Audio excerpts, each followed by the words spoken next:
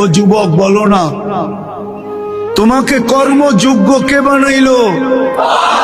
কর্মযোগ্য কে রাখলো? যদি অসুস্থতা দিয়ে বিছনায় ফালায় রাখতো কি করতে? কি করার ছিল? অভিযোগ, থানায় কেস, কোর্টে যায় আপিল, র্যাবের কাছে নালিশ, কি করার ক্ষমতা ছিল? অস্তিত্বটাকে দিল। কর্মযোগ্যকে বানাইলো। কর্মযোগ্য কে রাখতেছে?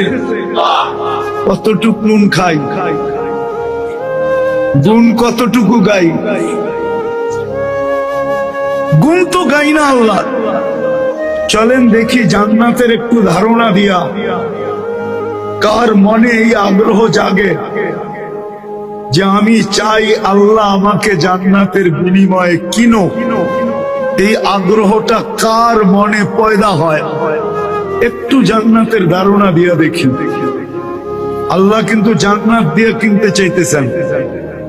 কিনবে কে? ক্রেতার